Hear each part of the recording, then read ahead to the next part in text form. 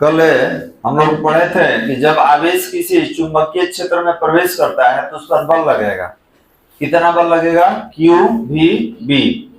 उसके बाद अगर कोण के बारे में बात करें कि महत्तम और न्यूनतम, महत्तम 90 डिग्री 270 डिग्री पर और न्यूनतम 0 डिग्री 180 डिग्री 360 डिग्री पर।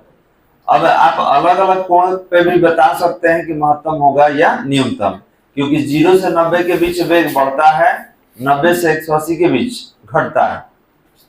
तो हमको यहाँ पढ़ना है, कल हम लोग पिछले क्लास में निकाले थे कि अगर आवेश किसी वृत्तीय पथ पर गति कर रहा है, आवेश अगर किसी वृत्तीय पथ पर गतिशील है तो इसका त्रिज्या कितना होगा। तो इसके बारे में कल हमने निकाला था कि ये v है, ये आपका f है, यहां भी लेंगे तो केंद्र की ओर बल लगेगा और बल के लंबवत वेग होगा। ये डायग्राम हम लोग बनाए थे पिछले क्लास में। ये आपका v होगा, ये आपका f होगा, यहां भी लेंगे केंद्र की ओर बल होगा और ये लंबवत वेग। ये है कौन? आवेश वाला। कल ये डायग्राम बनाए थे हम लोग और इसमें वृत्तीय पथ का त्रिज्या हम लोग निकाले थे।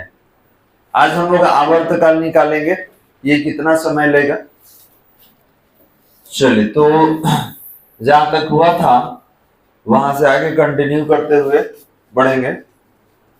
लैंग्वेज लिखे थे उसका, चलिए लिखा जाए, पैराग्राफ चेंज करके लिखेंगे। आवर्तकाल वे नंबर में था, नंबर देख लीजिए, तो बी नंबर में लिखेंगे आवर्तकाल। बी नंबर में लिखा जाए, कल ए नंबर में हम लोग निकाले थे आवर्तकाल। ध्यान देंगे, आवर्तकाल को समय भी कहा जाता है, समय को ही हम लोग आवर्तकाल कहते हैं। और लिखेंगे कैसे? टी से, टी फॉर टाइम पीरियड। तो लिखा जाए, यदि आवेशित कण का आवर्तकाल, यदि आवेशित कण का आवर्तकाल टी हो तो, यदि आवेशित कण का आवर्तकाल टी हो तो और डैश दे दीजिए। टी से क्या होगा बालक? टाइम पीरियड, समय होगा। तो ये बताइए कि समय बराबर दूरी बटा चाल होता है। तो अगर आवर्तकाल हमको निकालना हो तो आप कहिएगा कि दूरी लिया जाए और इसका चाल लिया जाए। तो दूरी कोई वृत्तीय पथ पर एक चक्कर लगा लेगा तो कितना चलेगा बालक? वृत्त का परिधि 2πr। मान लीजिए आप यहां से चले और घूम के यहीं पर आ गए, तो आप कितना दूरी तय कर लिए? जितना वृत्त का परिधि है, तो परिधि होता है 2πr, 2πr। और आपका चाल कितना है? v, क्योंकि v वेग से हम लोग चल रहे हैं। तो यहां पर इसको 2π नीचे v और r को अलग कर दिया जाए। क्यों? r का फॉर्मूला कल निकाले थे हम लोग। तो यहां पर हो जाएगा आवर्तकाल इक्वल टू 2π अपॉन v, और r कितना था? एम भी था ना जी, क्यू भी था, एम भी क्यू भी। कुछ कैंसिल हो रहा है, यहाँ v से भी कैंसिल हो जाएगा, ये हो जाएगा 2πm अपॉन क्यू बी। तो ये आपका आवर्तकाल समय हो गया। ठीक है, ये कैसा समय? तो एक घूर्णन, एक चक्कर लगाने में लगा समय ही हो गया आवर्तकाल। इसको समीकरण, पीछे वाला कितना था? पीछे वाला 2 था, तो ये हो जाएगा, लिख लिया।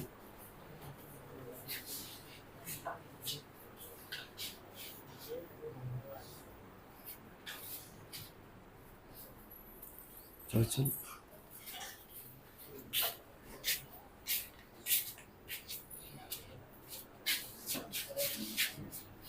आप फेंक दिया है मस्त।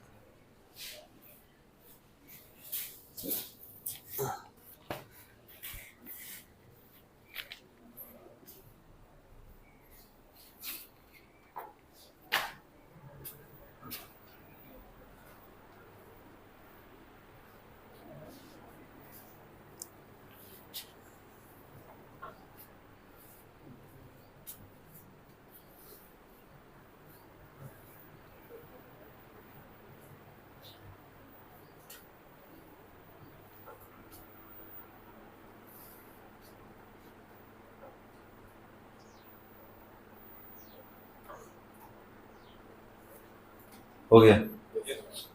चलो तो लिखते हैं एक लाइन इसके लिए, लिखेंगे समीकरण 3 आवर्तकाल का आवश्यक व्यंजक है। समीकरण 3 आवर्तकाल का आवश्यक व्यंजक है। हो गया बालक? चलिए तो ये बी नंबर में था। सी नंबर में हम लोग निकालेंगे इसका आवृत्ति। तो आवृत्ति किसे कहते हैं बालक? प्रति सेकंड दोलनों या चक्करों की संख्या को। तो अभी तो दोलन कर नहीं रहा है, गोल गोल घूम रहा है, तो एक सेकंड में जितना चक्कर लगा ले, तो प्रति सेकंड चक्करों की संख्या को क्या कहेंगे? आवृत्ति कहेंगे। तो सी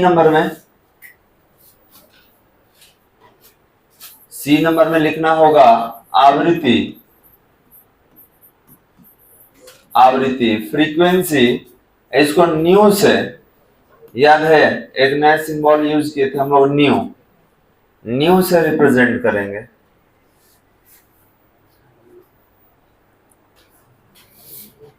बोला जाए, लिखेंगे आवेशित कण द्वारा प्रति सेकंड चक्करों की संख्या को, आवेशित कण द्वारा प्रति सेकंड चक्करों की संख्या को आवृत्ति कहा जाता है। चक्करों की संख्या को आवृत्ति कहा जाता है यदि इलेक्ट्रॉनों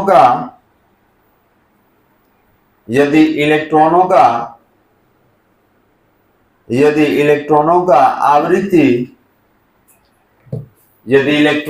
आवृत्ति न्यू या एफ हो तो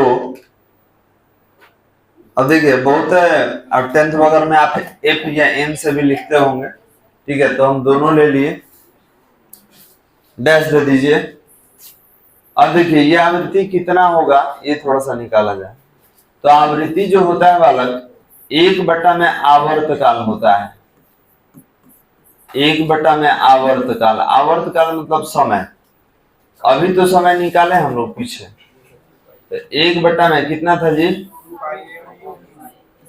क्यू बी, एम भी था, 2πm/QB। तो देखिए इसके नीचे एक डाल दीजिए, तो 1 2 3 4, चौथा स्टेप कहाँ जाता है? ऊपर। तो सीधा कर लेंगे इसको, ये कितना होगा? ऊपर चला जाएगा QB और नीचे रह जाएगा 2πm। ये आपका आवृत्ति हो गया। फॉर्मूला लिख लीजिए, इसको समीकरण 4 दे दिया जाए। पीछे वाला 3 था ना, ये 4 हो जाएगा।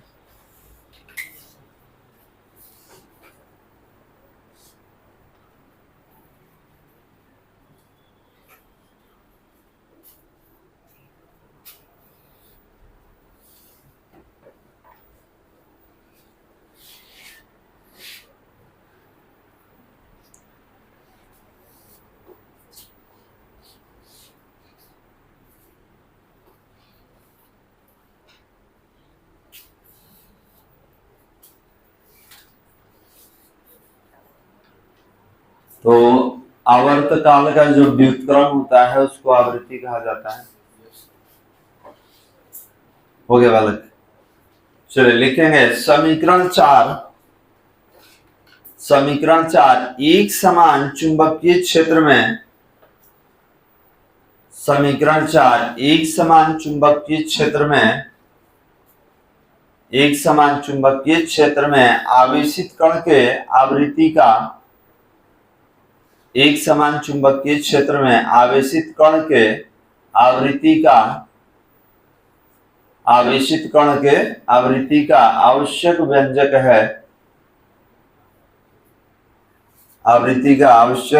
है। हो गया बालक? चलिए तो ये कितना नंबर में था? सी में था ना, डी नंबर में निकालेंगे कोणीय आवृत्ति। डी नंबर में निकाला जाए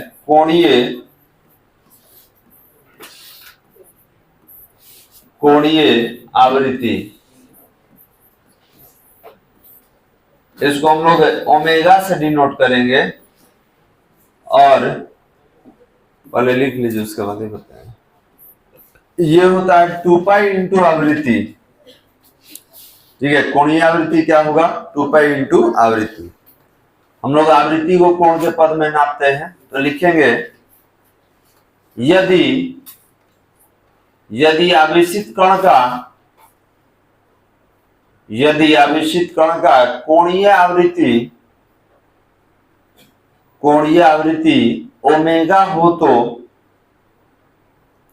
ओमेगा हो तो डैश दे देंगे।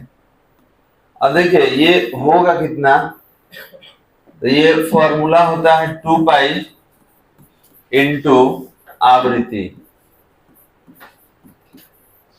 ये होता है।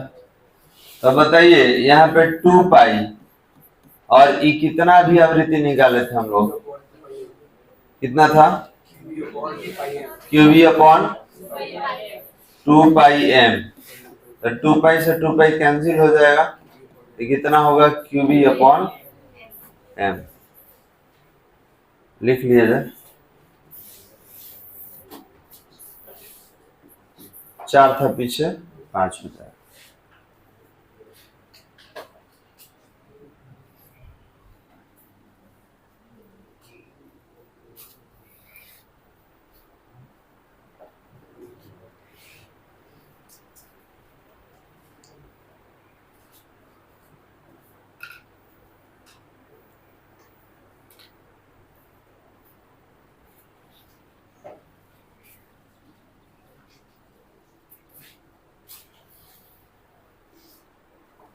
हो गया वाला।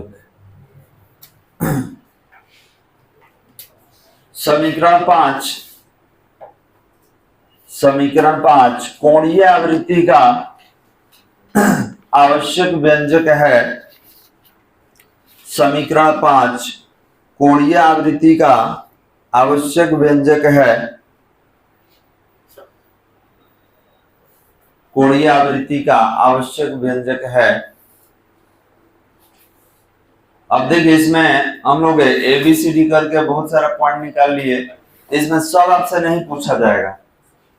ठीक है, ये रहेगा तो लॉन्ग क्वेश्चन में क्या पूछा जाएगा कि एक समान चुंबकीय क्षेत्र में गतिशील आवेशित कण का त्रिज्या निकालिए, आवृत्ति निकालिए, या आवर्तकाल निकालिए, या कोणीय, कोई दो गो यही आपको देगा, टोटल निकालने के लिए नहीं देता है। ठीक है, लेकिन सब एक दूसरे से कनेक्टेड है। अब कह देगा कोणीय आवृत्ति, तो सब निकालने के बाद है ना पहुंचेंगे, क्योंकि लास्ट में यही है। तो सब नहीं रहेगा, 2-3 रहता है, लेकिन प्रैक्टिस पूरा का हम लोग को करना होगा क्योंकि सब कनेक्टेड है एक दूसरे से। चलिए अब क्या पढ़ेंगे, तो ये भी लॉन्ग क्वेश्चन है, सुन लीजिए क्या है। तो अब आप एक समान चुंबकीय क्षेत्र में किसको लेके गए थे? आवेशित कण को। अब कण को नहीं ले जाना है, एगो चालक को ले जाना है, और इस चालक से करंट का प्रवाह भी होना चाहिए, आई करंट। और तब बताना है कि अगर ये चालक जाएगा तब इस पे कितना बल लगेगा। ध्यान देंगे, अभी जो हम लोग पढ़े इसमें क्या था कि एक समान चुंबकीय क्षेत्र में आप आवेशित कण को ले गए थे। ठीक है, और जैसे ही ले गए तो क्या करने लगा? घूमने लगा, वृत्तीय पथ पे गति करने लगा। अब कह रहा है कि नहीं, आवेशित कण को नहीं ले जाइए, आप कोई एक चालक ले लीजिए, उसका लंबाई ले लेंगे, PQ ले लेंगे, और इस PQ चालक को ले जाएंगे। तो जब चालक को ले जाइएगा तब बताइए इस पे कितना बल लगेगा चालक पर, जिसमें धारा कितना प्रवाह हो रहा है? I धारा का प्रवाह हो रहा है। तब बताना है कि जब ये जाएगा तब इस पे कितना बल लगेगा। तो हेडिंग दिया जाए, हेडिंग देने वाला, एक समान चुंबकीय क्षेत्र में, हेडिंग दिया जाए एक समान चुंबकीय क्षेत्र में, एक समान चुंबकीय क्षेत्र में चालक पर, एक समान चुंबकीय क्षेत्र में चालक पर क्रियाशील एक समान चुंबकीय क्षेत्र में चालक पर क्रियाशील बल का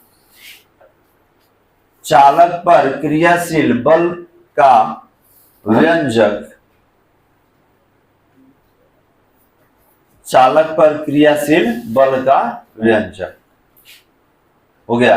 मतलब कि एक समान चुंबकीय क्षेत्र में किसी चालक को लेके चले जाएंगे, मान लीजिए वो तार है उसी को लेके चले गए, या कोई धातु का छड़ है उसको लेके चले गए, और इसमें करंट का प्रवाह हो रहा है, तो बताइए क्षेत्र मिल के इस पे कितना बल लगाएगा, यही बताना है। अब इसके लिए इंग्लिश में भी लिख लिया जाना, expression of force acting on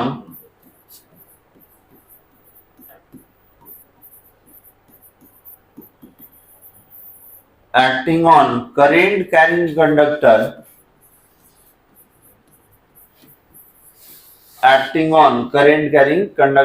in uniform magnetic field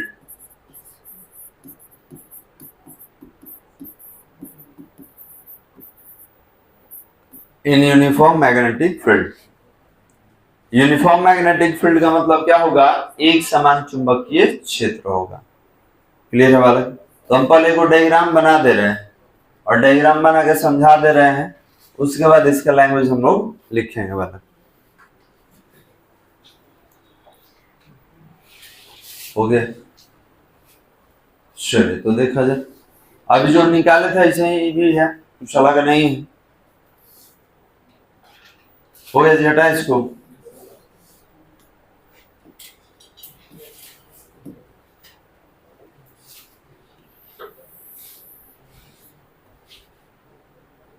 ध्यान देंगे वाले, मानिए कि कोई क्षेत्र है, चुंबकीय क्षेत्र, और इसमें किसी चालक को लेके आना है। यही मेरा चालक हो गया, चालक तार हो गया। इसका एक सिरा का नाम क्या देंगे, P, दूसरा सिरा Q, और इसका कुछ लंबाई होगा तो लंबाई का नाम क्या ले लिया जाए, L। अब इसमें करंट का प्रवाह हो रहा है, धारा का प्रवाह हो रहा है, ठीक है, इसमें करंट का प्रवाह हो रहा है फ्रॉम P टू Q। हो गया। और एक चीज और, पीछे वाले केस में आवेशित कण जो गया था चुंबकीय क्षेत्र में, तो क्षेत्र का दिशा अंदर की ओर था कि बाहर की ओर, अंदर की ओर, क्रॉस था, देख लीजिए। इसमें कहा कर दिया जाए, बाहर की ओर। तो अंदर कीजिए चाहे बाहर, लंबवत रहेगा तो बल क्या होगा, ज्यादा लगेगा। तो यहाँ पर चुंबकीय क्षेत्र का जो दिशा होगा उसको हम लोग किससे व्यक्त कर लेंगे, डॉट से। तो डॉट का मतलब क्या होगा कि चुंबकीय क्षेत्र का जो दिशा है चुंबकीय बल का, वो कहाँ है, बाहर की।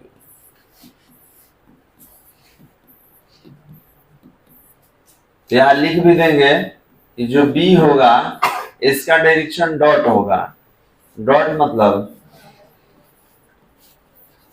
बाहर की ओर। हो गया। अब बताना है कि क्षेत्र मिलकर इस पे कितना बल लगाएगा, तो लैंग्वेज थोड़ा सा लिखिए। लिखेंगे, माना कि L लंबाई का कोई चालक है, माना कि L लंबाई का कोई चालक PQ, माना कि L लंबाई का कोई चालक PQ, L लंबाई का कोई चालक PQ एक समान चुंबकीय क्षेत्र, L लंबाई का कोई चालक PQ एक समान चुंबकीय क्षेत्र B में, एक समान चुंबकीय क्षेत्र B में, एक समान चुंबकीय क्षेत्र B में स्थित है, एक समान चुंबकीय क्षेत्र B में स्थित है, डायग्राम दिख रहा है ना, जिससे विद्युत धारा स्थित है, जिससे विद्युत धारा I, जिससे विद्युत धारा I प्रवाहित हो रही है, जिससे विद्युत धारा आई प्रवाहित हो रही है, हो गया वाला डायग्राम बना लीजिए।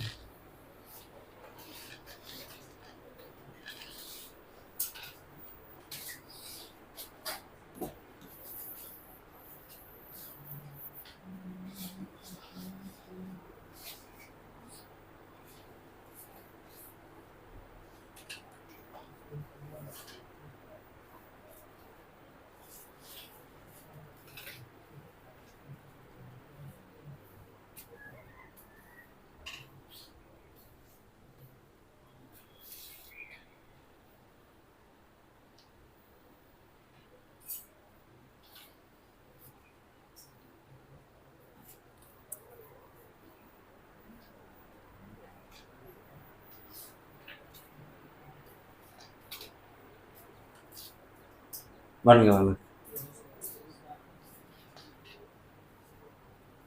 अब ये बताइए कि इसमें करंट आई का प्रवाह हो रहा है, तो करंट कब बनता है? जब आवेशित कण गतिशील होता है।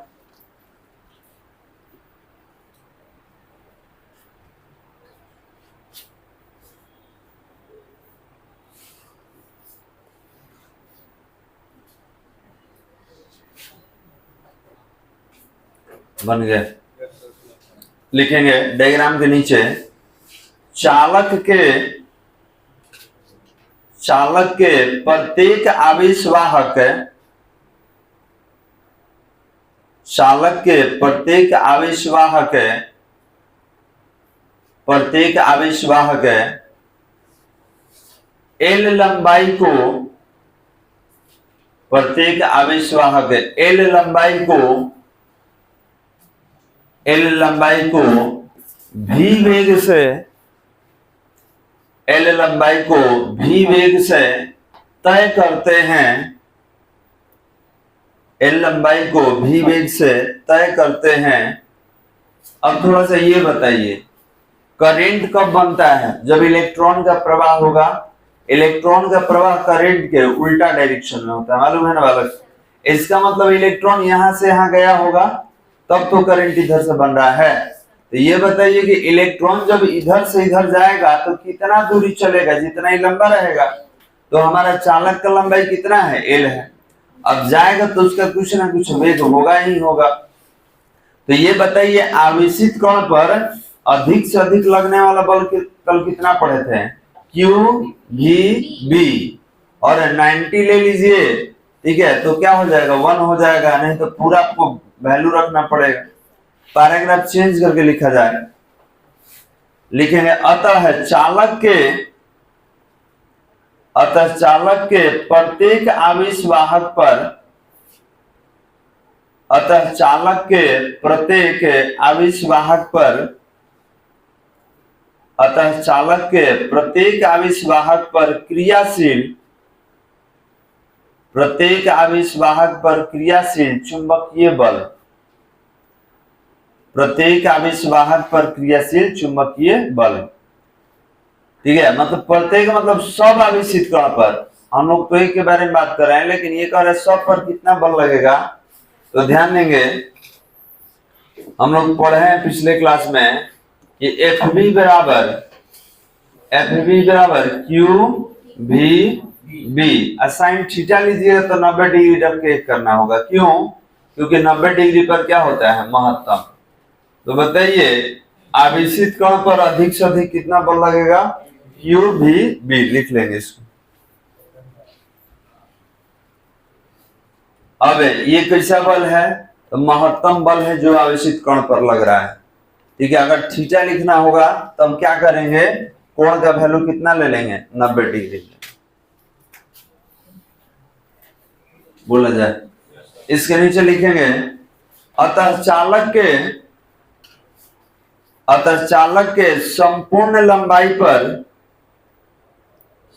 अतः चालक के संपूर्ण लंबाई पर क्रियाशील बल,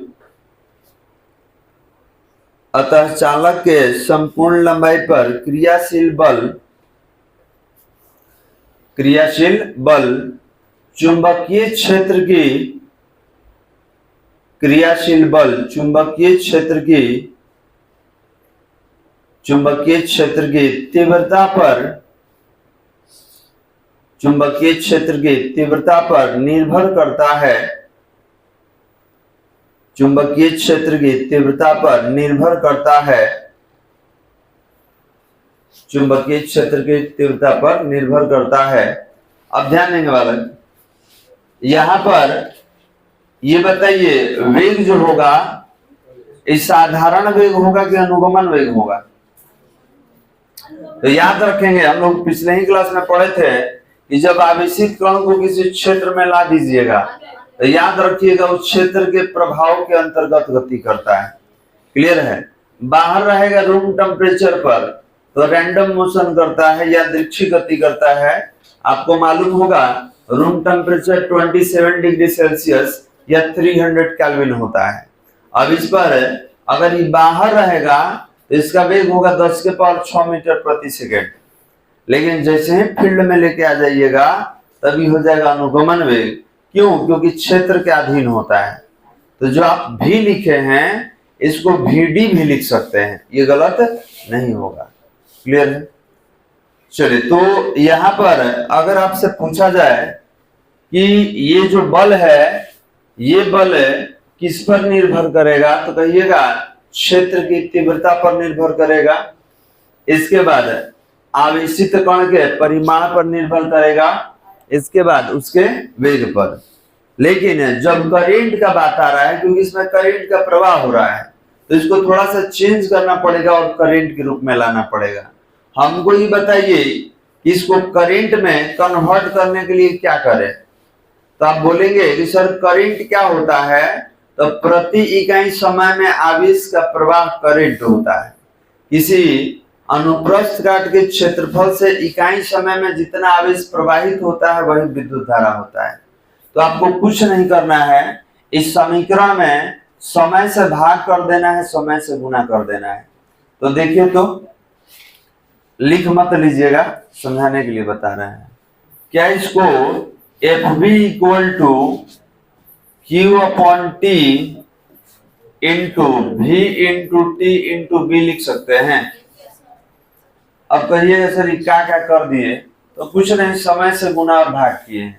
समीकरण पे कोई अंतर आएगा? नहीं आएगा। अब क्यों किए हैं? तो इसको धारा में परिवर्तित करने के लिए, क्योंकि इस चालक में धारा का प्रवाह हो रहा है। अब कहिएगा कि वेग में समय से काहे गुणा किए हैं? क्योंकि हमको दूरी निकालना है। दूरी बराबर क्या होता है? चाल गुणे समय। तो ये दूरी कितना लेना है? L। तो L लेने के लिए क्या लिखना होगा? चाल गुणे समय। तो आपका चाल कितना है? V है, और समय कितना हो जाएगा? T। कोई दिक्कत वाला? पैराग्राफ चेंज करके लिखा जाए, पैराग्राफ चेंज करके लिखा जाए। चूंकि चालक के भीतर, चूंकि चालक के भीतर आवेश वाहक, चूंकि चालक के भीतर आवेश वाहक भी वेग से गतिशील हैं, आवेश वाहक भी वेग से गतिशील हैं, भी वेग से गतिशील हैं, अतः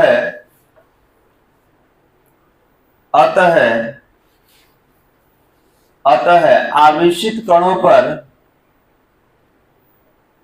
अतः आवेशित कणों पर आरोपित बल,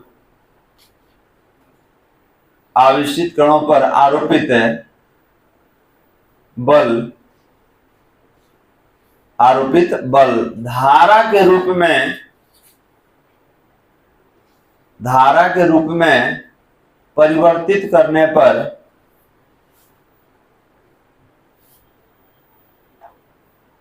और डैश दे दीजिए। मतलब देखिए ये आवेश के लिए दिया हुआ था, हम किसके लिए निकालेंगे? धारा के लिए। तो इसी को बदल देंगे। तो अब कैसे बदलिएगा? तो समय से गुणा और भाग करने पर। क्लियर है बालक? तो देखिए यहां पर क्या लिखना होगा, ये तो समझाने के लिए बता दिए थे। लिखेंगे समीकरण 1 में, समीकरण 1 में T से गुणा तथा भाग करने पर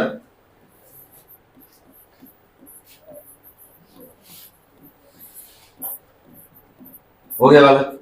बदल रहे हैं इसको, देखिएगा।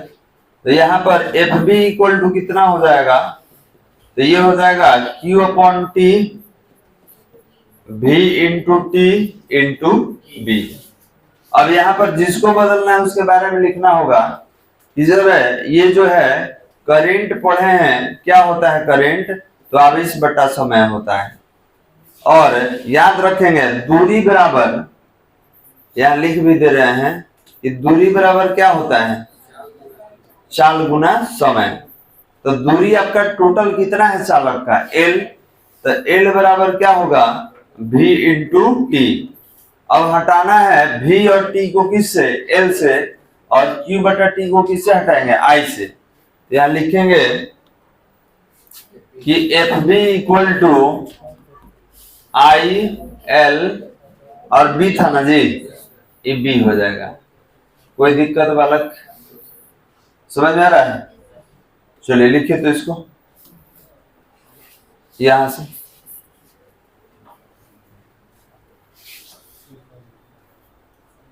समीकरण 1 में टी से गुणा तथा भाग करने पर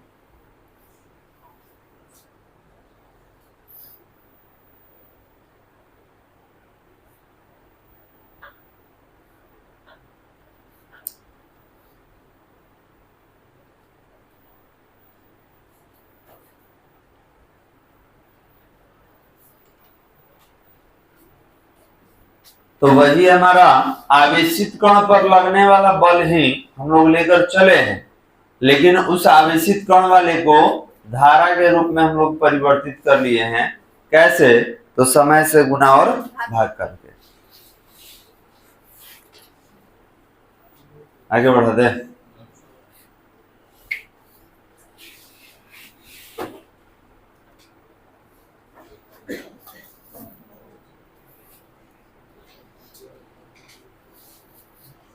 हो गया जी सबका? इसको समीकरण 2 दे दिया जाए, पीछे कितना था 1, तो इसको हम लोग 2 नंबर समीकरण देंगे।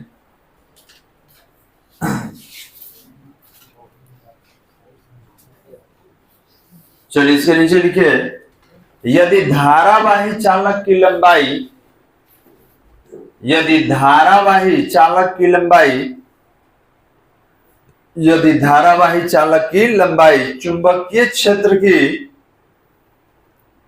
यदि धारावाही चालक की लंबाई चुंबकीय क्षेत्र की दिशा से, यदि धारावाही चालक की लंबाई चुंबकीय क्षेत्र की दिशा से थीटा कोण बनाए, चुंबकीय क्षेत्र की दिशा से थीटा कोण बनाए,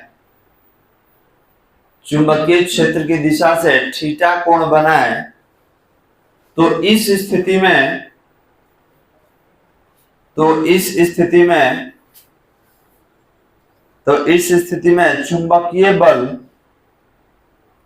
तो इस स्थिति में चुंबकीय बल, अब देखिए कह रहा है कि एल जो है ये बी के साथ कितना कोण बनाएगा, थीटा। याद कीजिए एफ बराबर आप क्यू भी बी लिखे थे, तो याद है वो साइन थीटा आया था, तो ये थीटा किसके बीच का कोण था, भी और बी के बीच। तो उसी तरीके से अगर इन दोनों के लिए हम बात करें तो यहां भी थीटा लेंगे, और थीटा किसके लिए होगा, एल और बी के बीच। तो ये हो जाएगा F B equal to I L B sine theta, समीकरण नंबर 3। अभी थीटा किसके बीच का कोण है, एल और बी। अब इसी को अगर सदिश के रूप में लिखना हो, ये परिमाण हो गया बालक, ध्यान देंगे इसमें कहीं एरो वगैरह नहीं है, एक परिमाण के रूप में यूज होगा। अब सदिश में लिख रहे हैं, ठीक है, सदिश के रूप में। तो बताइए ये क्रॉस में जाएगा कि डॉट में, क्रॉस में कि डॉट में बालक, क्रॉस में, क्यों, साइन है। और याद रखेंगे अगर ई भी सदिश है, ई भी सदिश है, तो ये बल भी क्या होता है, सदिश।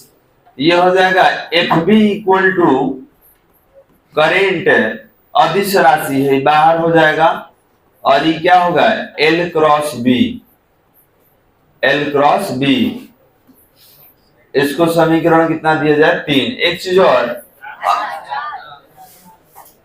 2 3, अच्छा यहाँ पे 3 है। ध्यान देंगे बालक, अब यहाँ पे ये समझना ये है कि सर इसमें एल तो दूरी है और दूरी तो अदिश होता है, सदिश तो होता नहीं है। लेकिन ध्यान देंगे जब ये किसी के साथ संबंधित हो जाए, जैसे चुंबकीय क्षेत्र से जुड़ गया, इसका अपने का दिशा हो गया कि इलेक्ट्रॉन का प्रवाह इधर से इधर हो रहा है, धारा का प्रवाह इधर से इधर हो रहा है, तो जब दूरी को दिशा मिल जाएगा तो ये क्या हो जाएगा, सदिश राशि। क्लियर है, बनाइए तो इसको।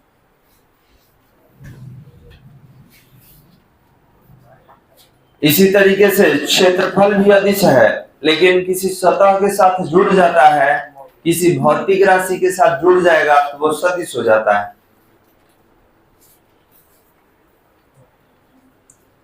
एक लाइन लिख के खत्म कर दीजिए इसको।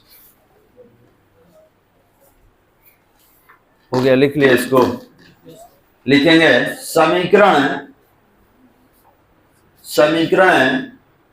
3 तथा 4, समीकरण 3 तथा 4 एक समान चुंबकीय क्षेत्र में, समीकरण 3 तथा 4 एक समान चुंबकीय क्षेत्र में, एक समान चुंबकीय क्षेत्र में धारावाही चालक पर, एक समान चुंबकीय क्षेत्र में धारावाही चालक पर क्रियाशील, धारावाही चालक पर क्रियाशील चुंबकीय बल का, क्रियाशील चुंबकीय बल का आवश्यक व्यंजक है, चुंबकीय बल का आवश्यक व्यंजक है। हो गया बालक। इस बल की दिशा, इस बल की दिशा हमेशा, इस बल की दिशा हमेशा एल